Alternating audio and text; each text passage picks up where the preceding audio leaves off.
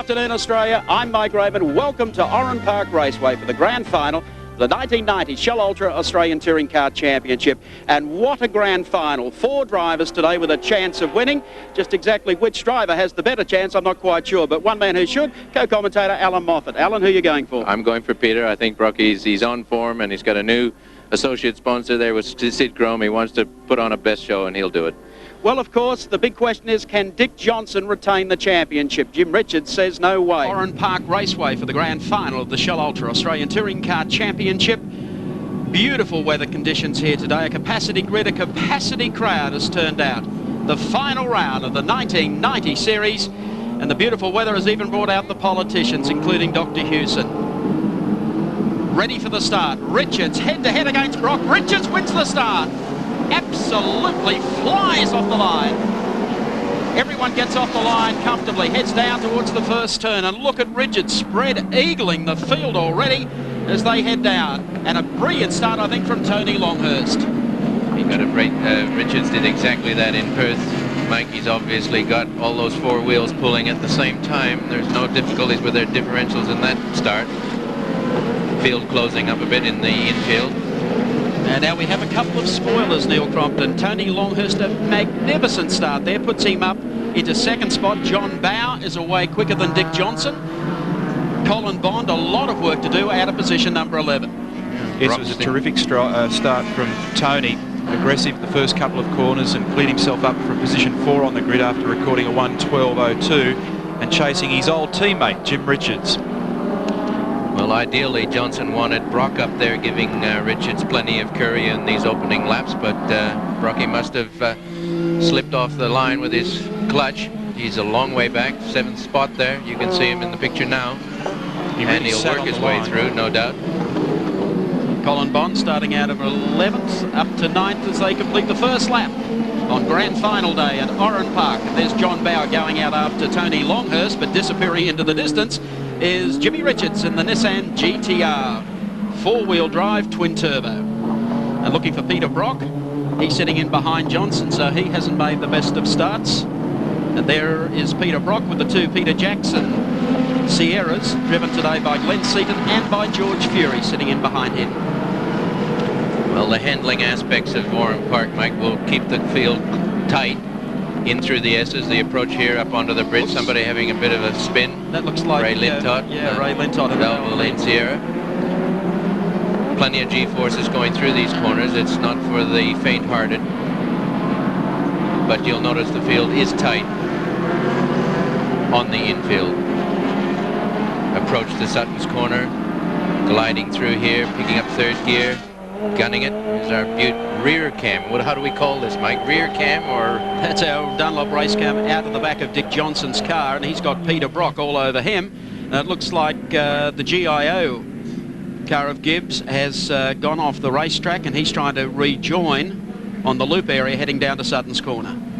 So the first indiscretion, he rejoins as we pick up on Johnny Bow running 3rd at the moment behind race leader Jimmy Richards, Tony Longhurst, and then Alan Jones sitting in right behind Bow. Notice they're starting to tighten up a little bit in this pack now, the 2 B&H cars, the 2 Shell cars, Peter Brock lurking in there as well. We saw a graphic shot from the back view with the Dunlop race cam of Glenn Seaton really in the dirt over the top of the dog leg as well, so this looks like shaping up for a sensational 2nd place battle ultimately as Brock works away at the back of Johnson. Approaching now the right-hander up to the bridge. It's rough and slippery on the inside. Well, Brock is definitely gnawing at that back bumper bar of Dick's car. You don't get this close without there's going to be a little tap here sooner or later. The other thing, Alan, is that today's temperature is significantly warmer than yesterday and certainly than Thursday's and Friday's practice. That'll make for an interesting race when we see what happens with tyres after 50 minutes. Well, I think one of the things that is going out the door at the moment with the pressures that is on everyone for this championship final, they'll probably be hounding their tires a little bit harder here in the first 10 laps of the race. You saw Tony Longhurst there and Seaton just about touching that brick wall on the exit of the dipper onto the main straight. They're throwing everything they've got into these cars. No one wants to lose the I was going to say no one wants to lose the drift. They don't want to lose the slip, the draft. You've got me, Michael. And Brocky's taken that draft there. He's in a bad position here. He needs to turn right in a second or two, and Dick will be well placed to stay in front. But no doubt that bad start on Peter Brock's part is costing him dearly now. He'd like to have nothing but fresh air in front of him, but he's got a big Chelsea air in front of him at the moment. Another little bite here, and it looks like he's got him. Through on the inside of Dick Johnson, over the top of the bridge, so Peter Brock picks up one. But keeping in mind, without going into the full scenario of where everyone's got, and should finish, for Jim Richards, the title will be Richards if he wins or finishes second to anyone but Johnson. So at the moment, there's no problem about that, gentlemen. Jim is just spread-eagling the field in the Nissan GT-R, and there he goes. Well, they'll know how hard they can run their engines, and at this stage it'll be really in Jim's hands. The championship is in his hands. He knows what the tires will deliver for him. He knows how to hold the car in a nice, gentle position and still make good lap times. He'll be working himself to death in an attempt to be easy on the car, which he traditionally is. He's got already 4 seconds gap. I mean, it's quite incredible in the early stages of the race. We're only 5.5 minutes in. See, a lot of people thought that the Nissan team were foxing because they weren't outstanding with the car at Wanneroo, but Richards said even after the Wanneroo race they were coming to Oran Park, they weren't going to conserve, they were going out to win the race, and if they won the title on the way through, that'd be great. New sponsors for Nissan this weekend too in Sansui, and a massive effort by Fred Gibson's team to prepare for this race, and they've really done their homework. Well, there'll be many years contributors to Australian motorsport. There's no question that they deserve whatever laurels they can get. An enormous gap. That's not what you call any life-threatening situation there. Jim can virtually command this race to his heart's content at this stage. Dick is definitely not a threat. There they go down the front straight. Tony Longhurst has qualified so well in all of the rounds of the championship. Johnny Bow sitting in behind him, and then right behind them Alan Jones in the second of the Benson and Hedges Sierras. Longhurst runs a great team, Mike. He puts a lot of heart, energy into his team, and with Alan Jones backing him up, they do a very good job for the company they represent. Well, they've had a mixed bag, you might like to call it, this season. The fastest cars in so many of the rounds, but they've been the fastest cars on Friday, in qualifying on Saturday, and game plan goes out the window seemingly on Sunday. Interesting battle looming here between Peter Brock and Alan Jones, as Brock now opens up a small gap on Dick Johnson. Jim Richards meanwhile out to just on 5 seconds plus over Tony Longhurst, though he's pulling away at a rate of almost 1 second a lap at the moment, a little less than that.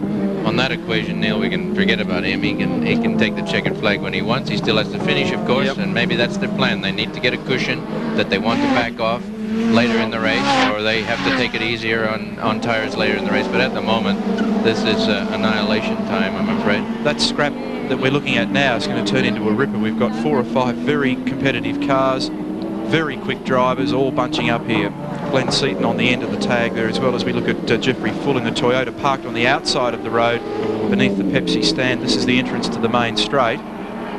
John Bow now coming under pressure from Alan Jones, who in turn is going to have to think about Peter Brock. Yes, you're right, Neil. This is where the scrap is in the race at the moment. Longhurst, then Bow trying to fend off Alan Jones in the second of the B&H cars, and Peter Brock in the Sid Chrome Sierra right behind him. I'm quite surprised at Peter's position. I thought for sure the way he's been on form the last number of races that he would have been really a candidate for that first corner. Jim Richards is no slouch off the start, but when you're on the front row, it's anybody's bite. It's not necessarily just the pole sitter.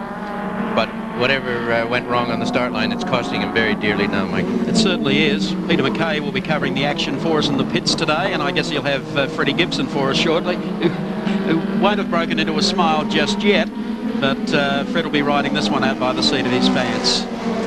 Richards out to over 6 seconds now over Tony Longhurst. Down to the end of the straight as Alan Jones closes right up behind Johnny Bow. Peter Brock back about the same gap he was a lap back beneath the bridge down to the right-hander. Jones just showing the nose of the Sierra to Johnny Bow. So that's the situation here at Oran Park Raceway. Let's check them out for you on our Shell race score. Jimmy Richards is your race leader. Tony Longhurst runs in second. Johnny Bow is third. Fourth placed is Alan Jones, and rounding out the 5 in 05, Peter Brock. Dick's driving fairly defensively at the moment. Some fantastic pickies today from Mark Woodley, Charlie Busby and our race cam boys. The Dunlop race cam out of the rear of Dick Johnson's Shell Sierra as they come down the end of the long straight. And here Seaton just showing the nose of the car at Dick as they prepare to go beneath the bridge, and then the short sprint down to the right-hander. So if Dick is in conservative mode at the moment, the man giving him some hurry is a young Seaton. And they've got a real traffic jam up ahead of them. Yes, which we'll get for you in a second or two. Glenn driving very sportingly. Kevin Baldock to the pits in the Playscape Sierra. Not one for tapping anybody, certainly close enough to do that. Lots of people might have.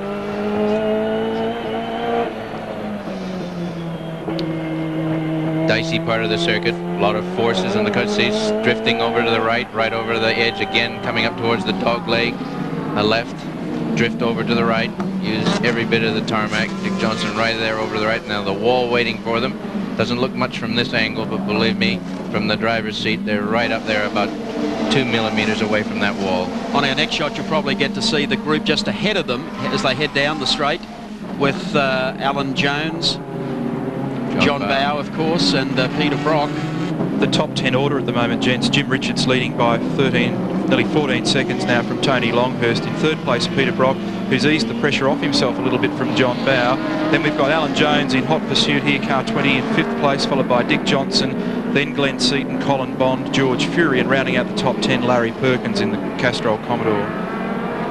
Little spin there from, not spin, but a little tail wiggle with fishtail from Alan Jones, getting the power down quickly, and tires not quite responding the way he'd like. Anytime the car goes sideways, it's naturally he's not going forwards. Sweeping up to Sutton's corner again. John Bow, Alan Jones, they've been at it hammer and tongs. Brock's been able to slip through. That eases the pressure just a little bit.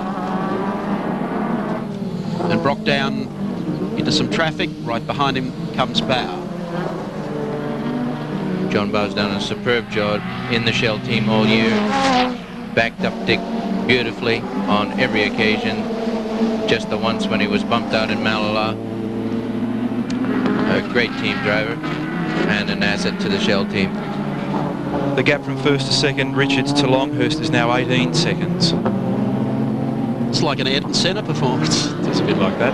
Here we go. Here's Brocky and Longhurst snap. Break that 18 seconds, Jim Richards to Peter Brock.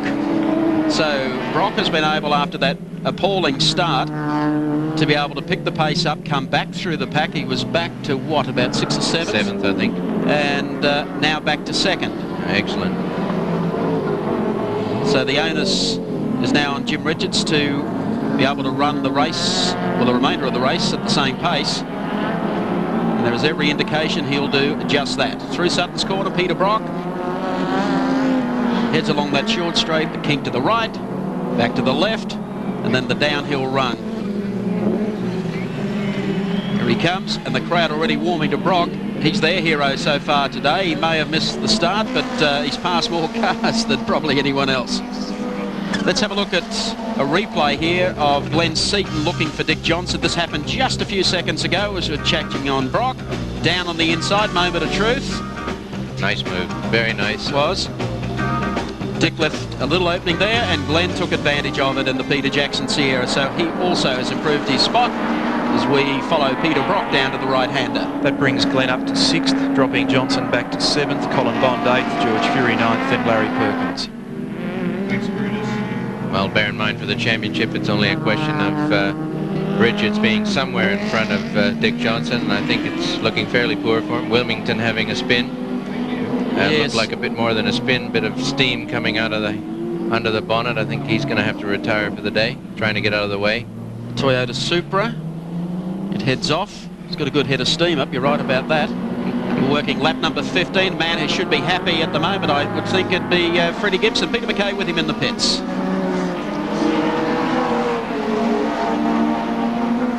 Well, hopefully he's with him in the pits. We'll pick up as they go beneath the bridge, heading down to the right-hander. Okay, Pete, I hope you're with Freddie Gibson. Yes, Mike. Well, things are going pretty well for Nissan so far in the race, Fred, but it's still a long way to go. Well, a long way to go yet, Peter. The car's going faultlessly. I can't believe how slow everyone's going. Like we're now doing 14s and 15s. Like I thought the race would be running 13s and 12s. So like Jimmy's just pacing himself at present. Hopefully the car will keep going the distance and so that we win our first Australian Touring Car Championship. Fingers crossed, eh? Got on cross, really, Peter. Thank you. Thank you, Peter. Very confident Freddie Gibson. I don't think he's too confident until he sees that checkered flag, Michael. This is a business where you can't afford to count your chickens before they've hatched. Yeah, I'm really interested, Alan, at the times that they're doing. I noticed before on the stopwatch that they were lurking back into relatively slow times, particularly compared to their qualifying performance. And again, that's probably got something to do with the temperature of the day and people maybe choosing a tyre that's just not hard enough to cope with the conditions. Well, I think we have to realise that they've got the benefit of all the other races behind them, and they know just how hard they've pushed them for the 50 minutes and all the other rounds. And here we are today with the hottest day of the season practically, apart from perhaps the opener at Amaru earlier in the year. And I think they are driving according to what they think will get them a finish. No one wants to come in and have a tyre change in a race like this. You notice at the end of the straight at Oran Park now, the dreaded concrete wall's gone, thankfully. So they'll save a few people a few $1,000s in the next few months, weeks, years, and so on.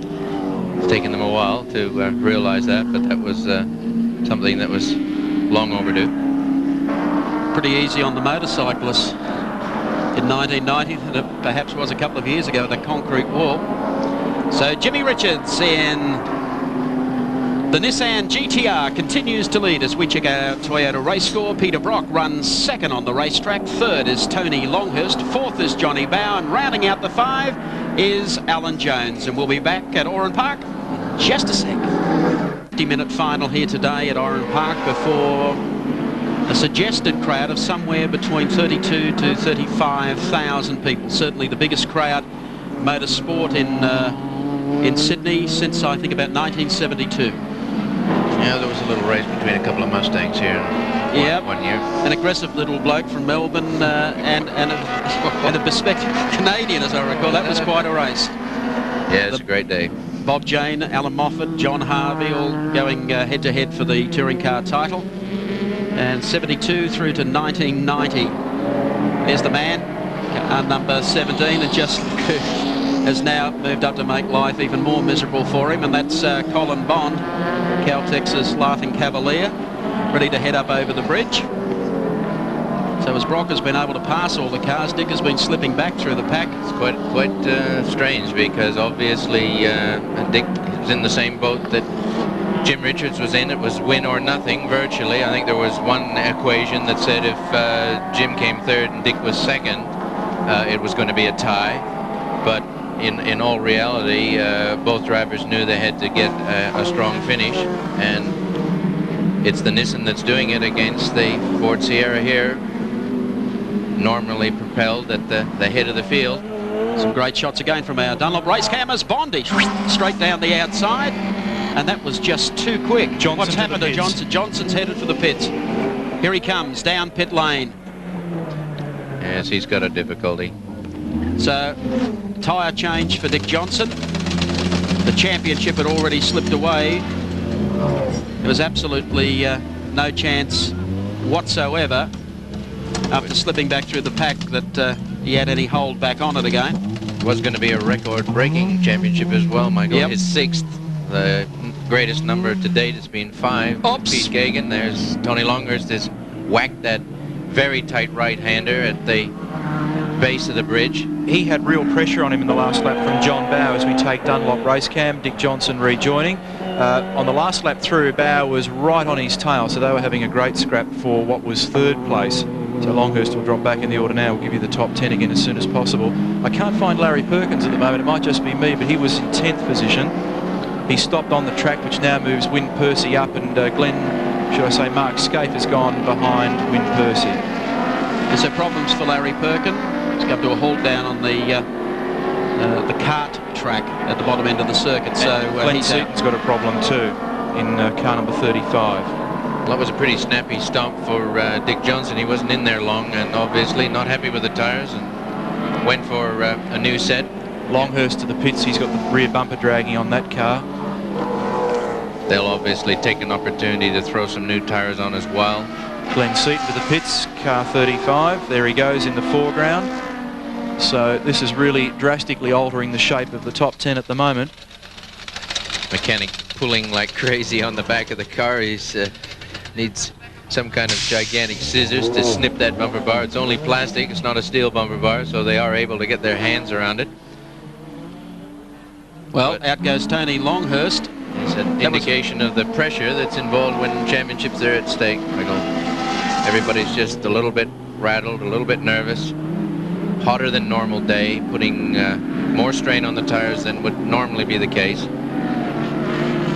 But that's racing. That is racing.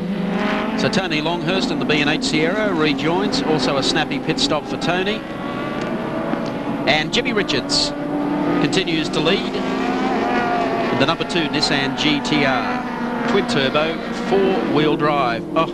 Alan Jones with the bonnet up. So the hood goes up on the second of the B&H cars. Running two cars is a tough job for any team, Michael. I've got, I won't say I've got sympathies for that. That can happen. To run one well is a tough job. To run two is not twice one. It's 3 times the effort.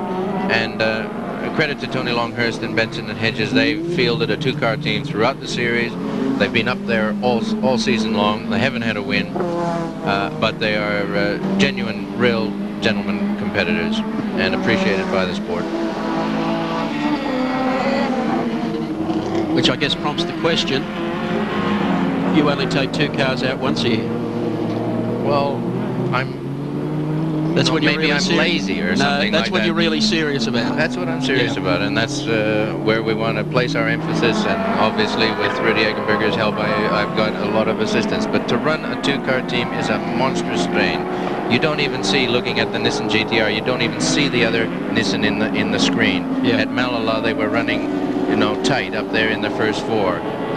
Freddie's taken the decision. We're going here. We got a championship at stake. I'm going to concentrate on my new car, whatever Jim needs to get this thing going, whatever mechanically is required. And Mark SKAIFE has dutifully done his best in the other car, but I'm sure all they did to that last night was change the oil on it. Top 7 at the moment. Richards leading, huge margin over Peter Brock. In 3rd place now we've got John Bowe.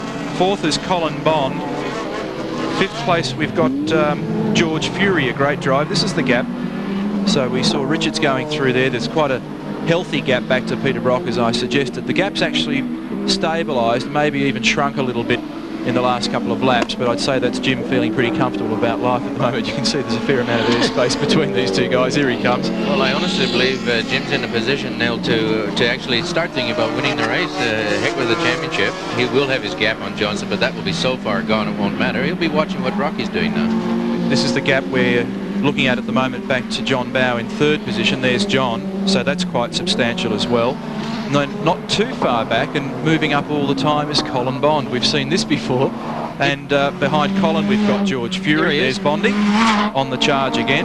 Behind George Fury we've got Win Percy. Behind him, Mark SKAIFE. That's the top 7 that I can work out at this stage. Who said there are no old and bold drivers left in this business? Bondy just keeps getting better. Been through this before, and he's definitely an enigma to the rest of them. They're trying to figure out how can it happen. He started many times back there in about 10th or 11th place, came through at Lakeside, came through at Malala, and certainly by any stretch of the imagination not out of this equation if anything happened to the first 2 cars. No, anything could happen. You're right there, Alan. The race still has a fair way to go. Things looking good for Nissan, though, with the GT-R running superbly out in front.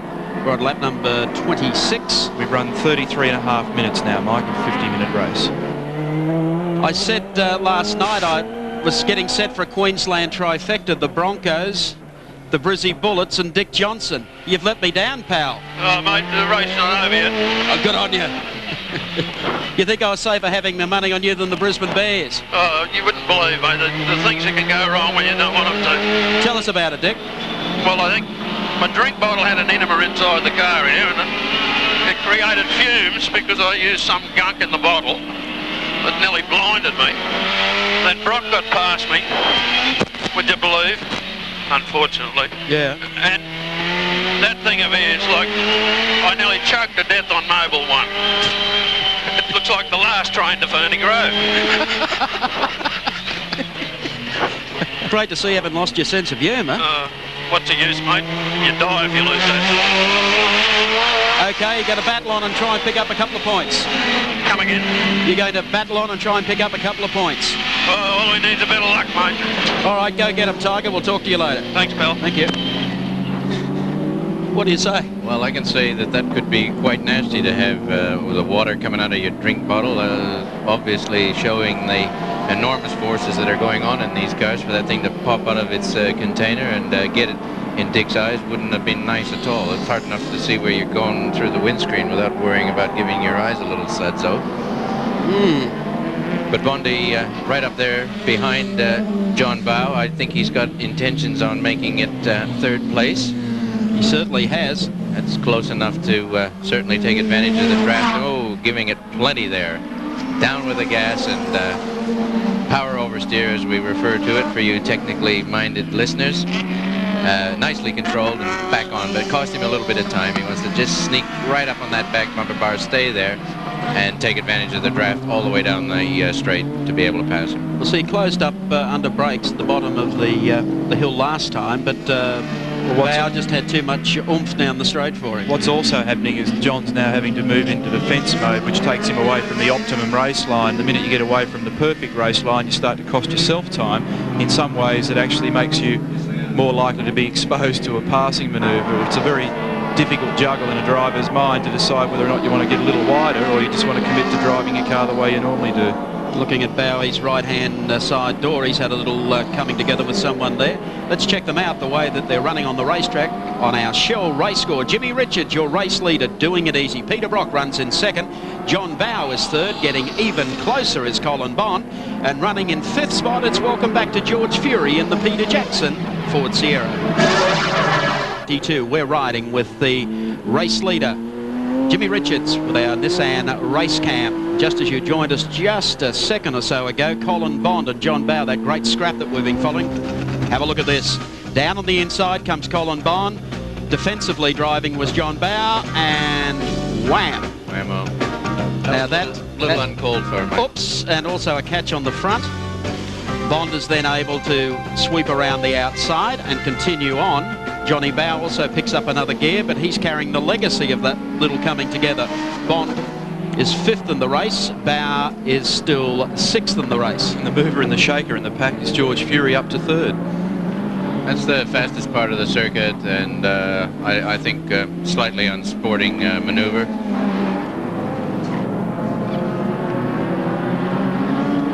Got drivers with their cars on the maximum of adhesion at the end of the fastest part of the circuit. Running close is one thing, tapping people at that speed is another. You don't think that there was a little 50-50 there, Alan, that Bowe had already come straight across the front of him heading for the corner? No, he wasn't in his line. That's a tight left-hander at the end of that little short squirt there at the end of the straight. And Bowie was certainly not right over on the right-hand side of the circuit, but from what I could judge, he certainly wasn't turning into the corner at that stage either. Colin gave it an almighty squirt through the apex off the end of the main straight. He had momentum going for him. Perhaps he just couldn't stop. Let's give him the benefit of the doubt. Alrighty, so the order still the same. Car number 2, Jimmy Richards, leading from Peter Brock. 30 runs in third place out on the racetrack, and that, of course, is a familiar face to motorsport, Georgie Fury. George been out doing a little rallying earlier in the year, and Glenn Seaton has very astutely grabbed his services, put him on the payroll for the rest of the year. So you can see this car as being a formidable runner at Bathurst. Certainly so. George knows his way around there. I believe is still credited with the fastest lap ever in a little turbo. In a Nissan product, yes.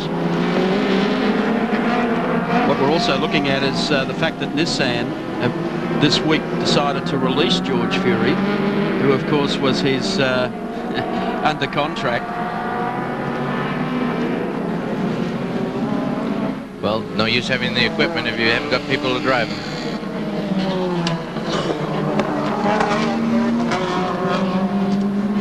Group A international and domestic specifications are presently scheduled to remain in place until the end of the 1991 season.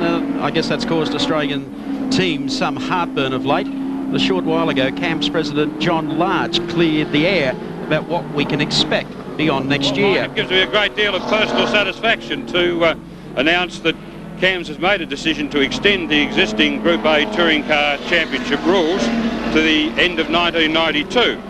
We actually made this decision in principle earlier this year, but it was necessary to wait until I'd been to Paris to the World Motorsport Council meeting in June to find out what the FISA situation was. As it turns out, there's no clarity of thought at FISA level, so CAMS has decided to take the initiative on the basis that we are, after all the world leaders in touring car championship racing. We've taken the initiative and we've announced this decision now so as to give our own teams in Australia the security of knowledge that their investment's good for further periods. Well, I guess that is good news, Allan Moffat. It's absolutely extremely great news, and coming at this time halfway through the year when we're able to plan with our sponsors and amortize our vehicles over another 24 months is tremendous news. Also gives Nissan a great run with their new car, and it gives the new Commodore that's coming next year a real life in front of it instead of just 12 months. We're looking now at George Fury. Right behind George Fury, of course, is Colin Bond. Only Murray Carter splitting these two as Bondy comes back through the pack again. After that little heave-to with John Bowe. So Bond down on the inside of Murray Carter, one of the veteran privateers of Australian motorsport. And there is the Peter Jackson Sierra just ahead as Colin Bond goes after him to improve his final point standings in the championship. Mark SKAIFE, of course, driving the second Nissan here today. Just about to be lapped by Jim Richards. He's in 7th spot, so Jim is having one heck of a day here at Oran Park. There's Mark SKAIFE, who did, of course, all of the experimental work in the new car before Jimmy Richards stepped into it. All the testing at Winton, did a great job, was very impressed with the car, and I thought had an outstanding debut in the car at Mallala, only for some hub problems. We've got Wyn Percy in 6th place at the moment, also in the Holden Racing Team Commodore, having a pretty lonely drive. He's got no one around him after all the drama that's been going on in this race. We've got 45.5 minutes down, and that position of his looks pretty secure. They come down the hill again. Jimmy Richards sitting just in behind Mark SKAIFE. The point I was trying to make earlier about Nissan deciding that they were quite happy to release George Fury, considering they were only planning on doing a minor number of enduro races this year. It's been a bonus for the Glenn Seaton team that he's able to join them, because I think he will bring some solidarity to that team as they go towards Bathurst. Yes, and there's nothing like having experience when you're at Bathurst. It's the most difficult circuit in Australia. It's one of the most difficult circuits in the world, and certainly a little bit of having your apprenticeship behind you is a nice way to have it up there. Mark SKAIFE running 8th on the racetrack at the moment as he heads up over Yokohama Bridge. Well, if this is an indication of how evolution works for you, and when you can have your new car lap your old one and just retire it gracefully, one could say great timing on Nissan's part. I think a little bit more luck than good management there, but credit to them. This company has put millions of dollars into Australian motorsport, and here today about to grab their first Australian Touring Car Championship. Well, I can recall back a few years ago when they were going head-to-head with BMW, and young Glenn Seaton, of course, driving for Nissan. Had a door-to-door run with Jimmy Richards. They had a coming together at the end of the straight. As it was, Jim went on to win yet another Australian championship in the BMW. The car roles are reversed. Well, a win today for Jim will give him his 3rd championship. Getting up there on the numerical ladder as one of the greatest number of championships to his credit. And always nice to have. Working lap number 38 is Mark SKAIFE down on the inside of the little Toyota Corolla, still running for their own small car championship within the title. Yes, Toyota have backed that class for a number of years now. They've won it at Bathurst for umpteen number of years, and again today will be the class winners. Well driven by John Faulkner. He does a great job, John. To be said, though, that in that baby car class, they're not filling the same number of cars as the outright, and it's not as hot, but it wouldn't matter if they had a dozen Toyotas. John has been the standout performer in the category, not only here but also at Bathurst. Rocky goes through. Phil Ward just going through there, also in the Mercedes. Well, Peter will be kicking himself today. He probably would have, I honestly felt, had the potential to win the race, but you can't give away anything at this level of competition. You have to grab the start by the throat, you have to get into the first corner, and you've got to keep that daylight in front of you and nice fresh air. Whatever was his problem off the line, it's cost him dearly, and it's honestly given Jim Richards a free run here today. Brocky was the only one on times in qualifying, Neil, that was capable of doing the job. The warm-up this morning was 11.0 for Jim and 11.1 for Peter. Looked like being an absolute real screamer here this afternoon. But luck of the draw, just one ingredient went out the door. Peter missed the start, and it's cost him any chance of a victory here today. Yes, his lap speed at the moment is certainly strong enough to do the job, but it's possible also that Richo's backed off slightly. But I think Fred Gibson's comment earlier on in the interview with Peter McKay was the most pertinent. You just can't believe how much slower the opposition are running compared to their qualifying form. When you look at the fact that there were 2 other drivers in the 11s in qualifying and in the warm-up this morning, and then another group of drivers that were in the very low 12s. But when we actually got to race conditions, the disparity between the 4-wheel drive car and the Sierras has been massive. In the early laps, you remember me saying it was over a second a lap. Yep. Quite incredible. Well, the greatest danger for the rest of us Sierra owners is the fact that we're only driven with 2 wheels. The GT-R's got 4 wheels working for it, and obviously each tire is getting a little bit easier job, being a little bit more controllable. And as such, when Yokohama get a package even, shall we say, better than the one they have here today, heaven forbid for the rest of us. George Fury still lapping very well here. I think the thing that everybody forgets with the Nissan, though, Alan, before we get all too pessimistic, is doing a great job today. Is that it's another 50 or 60 kilograms heavier than even something like a Commodore, and it's still quite hard on its brakes and quite hard on its tyres. It hasn't been pushed along today, so to some extent it's got the most ideal conditions that it could run under. At Wanneroo it was under pressure as the checkered flag comes out, and a win to Jim Richards as we approach the 50-minute mark, and Richards the champion for 1990 and giving Nissan their very first Australian Touring Car Championship. Tremendous performance from Jim, the team, Fred Gibson and the company. Let's check them out for you. How they've finished. The win going to Jim Richards, 2nd place going to Peter Brock, 3rd to George Fury. We checked them out on our race score, 4th to Colin Bond and 5th to John Bower. We'll be back here at Oran Park in just a moment. Oran Park Raceway, and what a result. I think the man with the poster at the moment says it all, and I'll ask him to... This ad wins the 1990 Australian Touring Car Championship. Congratulations, Jimmy Richards. It's been a long time coming, and you worked hard, and you absolutely blitzed them. Well, it was a matter of just getting a bit of a lead at the start when the tyres and brakes were very good, and then sort of cruising along at the finish with what tyres and brakes I had left. Everyone believed that Peter Brock might win the start and make life difficult, but you ran off into the distance. You weren't supposed to do that, I don't think. Well, Brocky owes me $10 already because he had a bet with me last night and I haven't forgotten it. No, it's right. $10 for who was first to the first corner. So I thought I had a pretty good bet going there. You obviously had no problems at all throughout the race? No, I didn't. No, I pressed on pretty hard at the start, and of course that didn't leave me with much rubber in that left towards the end. But you know, the object was to win, and it didn't matter by how much. I think Tom Smith from the Shell Company are ready to put the championship sash around you. Jim? A Freudian slip there. He thought it was Dick Johnson. Yes, by all means. Well done, son. Thank you. Listen, first I'd like just to thank Nissan and Fred Gibson for supplying me such a great little car to drive. We've had a great year, and this, although I've won the championship twice before, this is the best. I had a hand in them not winning it a couple of years ago, so it was fitting that I win it for them. Also thank our great sponsors, Yokohama. Without their help, obviously, we wouldn't be where we are, and our new sponsor, Sansui.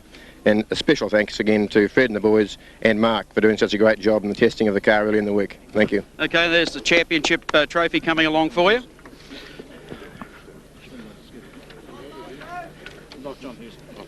Okay, John Hewson making the presentation there. I've got to bring a guy on that made life fairly uncomfortable for everyone in the later stages of the event.